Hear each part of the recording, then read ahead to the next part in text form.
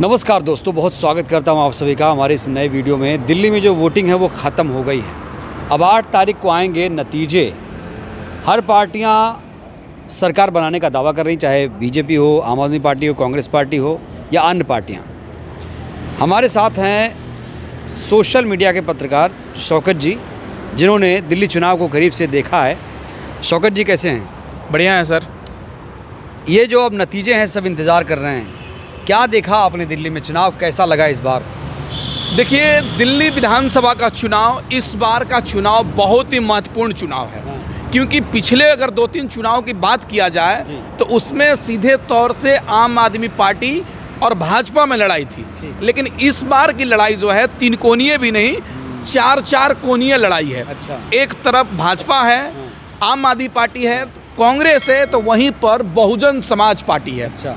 Bahujan Samaj party इस बार के चुनाव बहुत ही मजबूत तरीके से चुनाव लड़ रही है और मजबूत स्थिति में दिख रही है। अच्छा। आप देखे होंगे कि हमेशा लोग कहते हैं कि बहुजन समाज पार्टी यूपी को छोड़कर अन्य राज्यों में कुछ ही सीटों पर चुनाव लड़ती है, लेकिन इस बार बहुजन समाज पार्टी दिल्ली विधानसभा के 70 के 70 सीटों पर अपना प्रत्याशी दिया, जिसमें एक के शायद टेक्निकल प्रॉब्लम के कारण नॉमिनेशन कैंसिल हो गया था।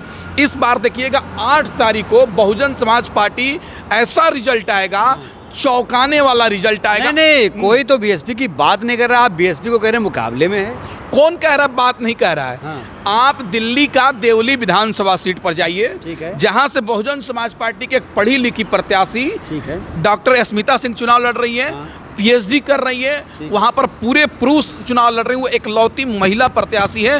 वहां बहुजन समाज पार्टी मजबूत स्थिति में है। आप देखिएगा 8 तारीख को वहां पर रिजल्ट चौंकाने वाला है। और दूसरी मैं बता रहा हूं आपको, गोकलपुर चले जाइए, गोकलपुर विधानसभा सीट वही है, बहुजन समाज पार्टी वहां से अपना विधायक बना चुकी है। और वहां पर 2 दिन पहले बहुजन समाज पार्टी के राष्ट्रीय कोऑर्डिनेटर आकाश आनंद भी पहुंचे थे। वहां पर आपने देखा होगा किस तरीके से जनसभा किया और वहां के लोगों से कहा कि फिर बहुजन समाज पार्टी के लोगों, बहुजन समाज के लोगों, फिर अपने घर के तरफ लौट जाओ। ये आम आदमी पार्टी, ये झाड़ू वाले सिर्फ आपको बहका सकते हैं, कुछ नहीं दे सकते हैं। ये बहुजनों का पार्टी है और बहुजनों का घर है। और आकाश आनंद ने ऐसी बातें कही कि अरविंद केजरीवाल ने जो वादा किया था हमारे समाज के लोगों से, सिर्फ धोखा देने का काम किया। तो इसलिए बहुजन समाज अपने घर की तरफ लौट गया है। और देखिएगा 8 तारीख को गोकलपुर विधानसभा सीट से, जहां से बहुजन समाज पार्टी चुनाव जीत चुकी है, वहां भी बहुत मजबूत स्थिति में चुनाव लड़ रही है। और कौन सी सीट? फिर उसके बाद आप बढ़िए कोंडली विधानसभा। कोंडली विधानसभा सीट से वहां की पार्षद भी बहुजन समाज पार्टी से जीत चुकी है। बहुजन समाज पार्टी वहां से चुनाव लड़ रहे हैं बालाजी। आप देखिएगा 8 तारीख को वहां भी बहुत ही रोमांचक है और वहां का अलग मामला है। वहां पर चंद्रशेखर आजाद की जो पार्टी है वो भी अपना प्रत्याशी दिए हैं, वो भी मजबूत स्थिति में है। तो एक तरफ बहुजन समाज पार्टी, दूसरी तरफ झाड़ू आम आदमी पार्टी, तीसरी तरफ भाजपा, कांग्रेस और आजाद समाज पार्टी। वहां पर 5 कोणीय मुकाबला है और वहां पर कम ही वोटों पर देखिएगा आप जाटो बहुल सीट है। हाँ, वही कह रहा हूँ कि वहां पर जो है जाटो बहुत सी सीट है, वो जाटो बहुल इलाके सीट है।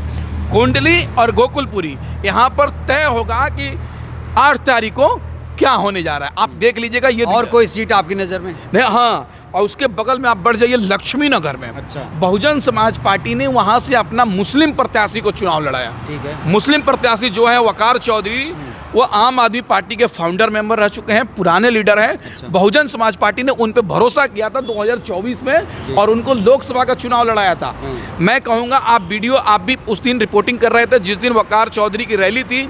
आप देखेंगे हजारों, सैकड़ों की संख्या में गाड़ी थी, बाइक थे, कार थे, ऑटो रिक्शा थे, बैटरी रिक्शा थे। तो वो लोग वोट में तब्दील होंगे, कहना मुश्किल है। क्यों नहीं होंगे? मतलब कि आम आदमी पार्टी की और अन्य पार्टियों की रैली में जो भीड़ जा रही है वो जीतेंगे। तो जो बहुजन समाज पार्टी के रैली में लोग आ रहे हैं तो बहुजन समाज पार्टी भी जीतेगी ना। वो भी लोग आसमान से थोड़ी आए हैं। इसी दिल्ली के रहने वाले लोग बहुजन समाज पार्टी को चुनाव लड़ाने का काम कर रहे हैं। और देखिएगा दिल्ली का चुनाव 8 तारीख को बहुत ही बेहतरीन रिजल्ट आएगा और आप देखिएगा ये तय करेगा आने वाले चुनाव में यूपी क्योंकि जो दिल्ली इलाका है ये यूपी से सटा हुआ है। अभी आप जहाँ हम लोग लक्ष्मी नगर के करीब है, त्रिलोकपुरी, यहाँ से तुरंत आप बढ़ेंगे 2-3 किलोमीटर नोएडा आ जाएगा। और नोएडा आप जानते ही है गौतम बुद्ध नगर जिला है, जिसको बहन मायावती जी ने बहुत बेहतरीन तरीके से बनाया है। उससे आप आगे बढ़ जाएंगे तो पार्क बनाया है बहन मायावती जी ने, जो दुनिया के पूरे देश के लोग देखने के लिए आते हैं। उसी की तरफ आगे बढ़ेंगे तो गौतम बुद्ध यूनिवर्सिटी है, जिसको बहन मायावती जी ने बनाया। तो कहीं ना कहीं ये दिल्ली का चुनाव आने वाले 27 में उत्तर प्रदेश का चुनाव का तय करेगा, क्योंकि बिहार और यूपी के ज़्यादातर लोग इस दिल्ली के अंदर रहते हैं। तो कहीं ना कहीं उत्तर प्रदेश के लोगों ने अपने फिर से पुरानी पार्टी बहुजन समाज पार्टी के लोग तरफ सवाल खड़ा हो रहा है कि बहन जी ने रैली नहीं की, उनके जो मतदाता हैं, उनके जो समर्थक हैं निराश हैं, क्या उससे कोई फर्क पड़ेगा? नहीं, आपने कवरेज किया, आप बहुजन समाज पार्टी के कार्यकर्ताओं के बीच में भी गए, नेताओं का भी इंटरव्यू लिया, प्रत्याशियों का भी लिया, आम जनता का भी लिया। इतना तो हम लोगों ने किया। क्या एक बहुजन समाज पार्टी के नेता और कार्यकर्ता ने कहा कि हमारी बहन जी नहीं आई है, उनसे शिकायत है? ऐसा तो नहीं कहा। उन्होंने कहा कि बहन जी आए या नहीं आए, उनके कार्यकर्ता, उनके समर्थक, उनके शेर उनके साथ खड़े। और उन्होंने आकाश आनंद को तो अपना नेतृत्व दे ही रही है धीरे धीरे। आकाश आनंद तो सड़क पे आ ही रहे हैं, दर्जनों की संख्या में आकाश आनंद ने सभा किया है, रोड शो, जनसभा, पदयात्रा, तमाम तरह के जैसे भी वोट करने का अपील किया हो, आकाश आनंद ने लगातार जारी रखा है। तो बहन मायावती जी का कमी को खलने नहीं दिया है आकाश आनंद ने।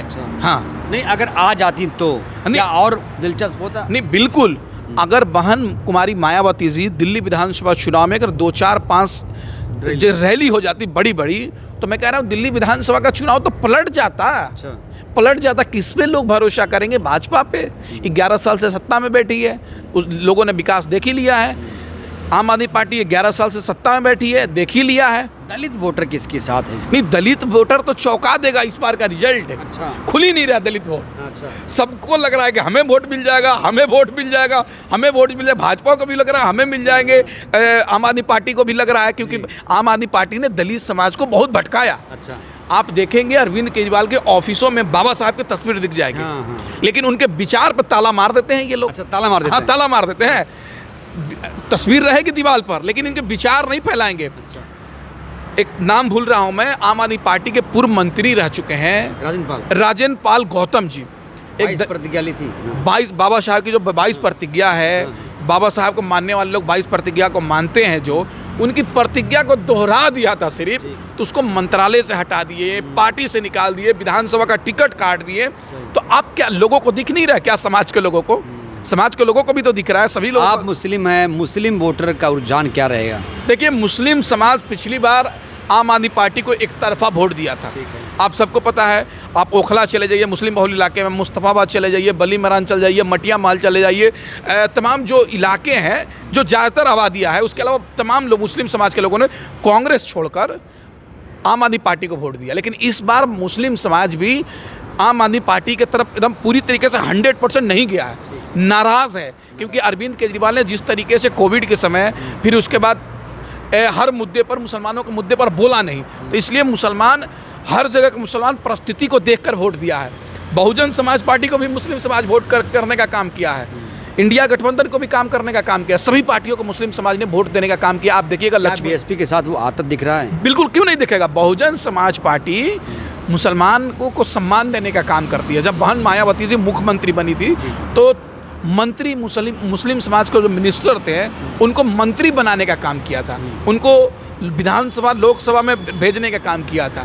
तो लोग भूले नहीं है। हुआ क्या है कि बहन मायावती जी थोड़ी सी कमज़ोर हो गए हैं, तो मुस्लिम समाज के लोग जो हैं उनके साथ छोड़कर फिर समाजवादी पार्टी कमज़ोर हुई हैं, आप ये कह रहे हैं? नहीं, अगर राजनीतिक तौर से देखा जाए तो कमज़ोर माना जाएगा, क्योंकि ये उत्तर प्रदेश में देख लीजिए सिर्फ एक सीट है, दिल्ली के अंदर भी विधानसभा में कोई विधायक नहीं है, बिहार के अंदर नहीं है, मध्य प्रदेश के अंदर नहीं है, राजस्थान के अंदर। इसीलिए मैं पूछ रहा हूँ कि दिल्ली में कैसे खेल पलटेगा? नहीं, वही कह रहा हूँ कि बहुजन समाज पार्टी अब पलट रही है। अच्छा। बहुजन समाज पार्टी के बुरे दिन थे, अब वो नहीं रहे।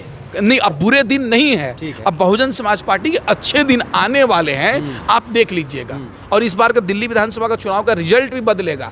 उत्तर प्रदेश तो नहीं, दिल्ली में एक फैक्टर है कि अखिलेश जी राहुल की रैली पर ना जाके केजरीवाल की रैली पर जा रहे हैं, इसका कोई फर्क? यूपी के 2 लड़कों की जोड़ी का क्या होगा? नहीं, ये तो अखिलेश यादव को सोचना चाहिए था कि इंडिया गठबंधन है, हम अरविंद केजरीवाल को समर्थन दे रहे हैं, वही अरविंद केजरीवाल है। इतना अहंकार तो किसी नेता के अंदर आप नहीं देखेंगे।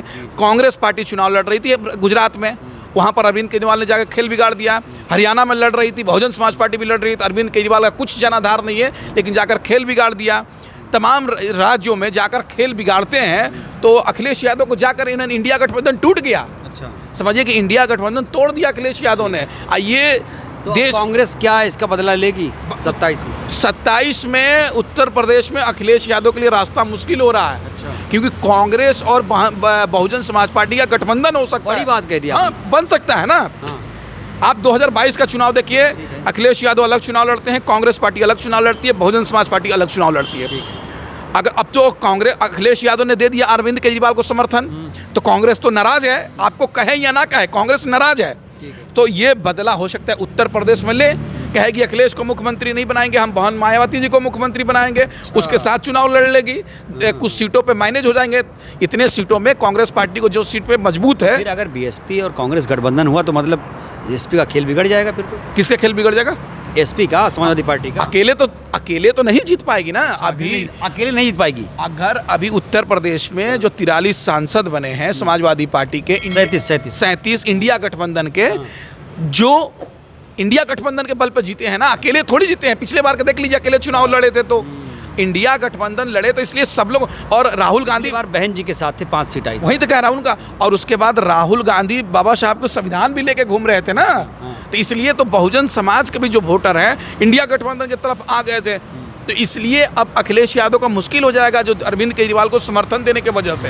अरविंद, आखिरी सवाल, अब 8 को आएंगे नतीजे, क्या लगता है कितनी सीट तक पा सकती है बीएसपी इस बार? देखिए, ये तो देखिए पूरे तरीके से कंफर्म हम ये बातें नहीं बता पाएंगे, लेकिन बहुजन समाज पार्टी पिछले चुनाव के तुलना में बहुत बेहतरीन करने जा रही है।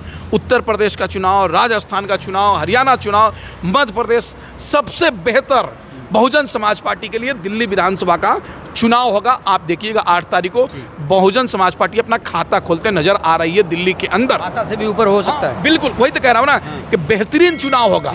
यूपी से भी बढ़िया चुनाव होगा दिल्ली विधानसभा में बहुजन समाज पार्टी का। ठीक है, तो सुना आपने, ये है शौकत अली जी, जिन्होंने कवर किया है कई विधानसभा क्षेत्रों में, और फाइनली जब वोटिंग खत्म हुई है, अब नतीजों का इंतज़ार किया जा रहा था, इसलिए हमने बातचीत की, एक रुझान कम से कम मिले, क्या सोचते हैं लोग, क्या इन्होंने देखा, ये बातचीत कैसी लगी, प्रतिक्रिया दीजिएगा। बहुत बहुत शुक्रिया।